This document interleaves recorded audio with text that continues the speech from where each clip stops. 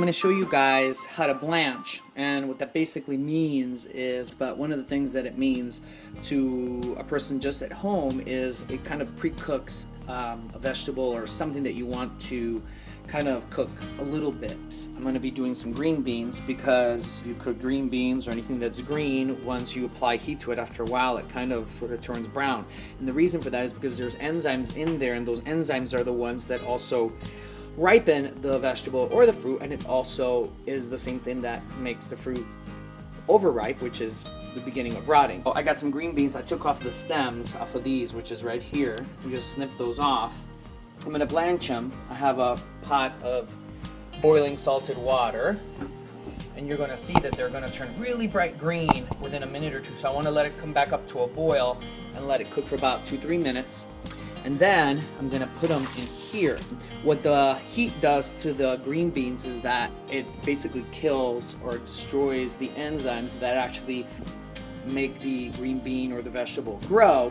And so what it does is it allows it to stay sort of fresher and, you know, crisper longer. This is basically for just a cold salad, so when I'm presenting it on a plate, I don't want the green beans to be sort of, you know, like a color like this grape.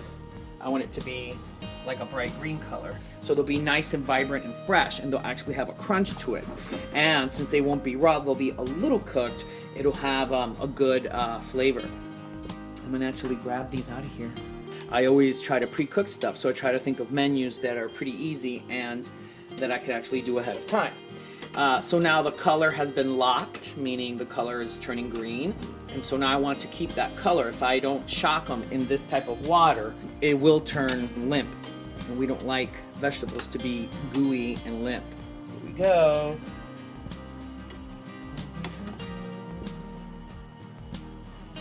In the shock water. Because cooking is a science and there's a chemistry to cooking, but then a lot of it is also common sense. So anyway, I'm going to continue kind of shocking my green beans, and I'm going to get ready for my party.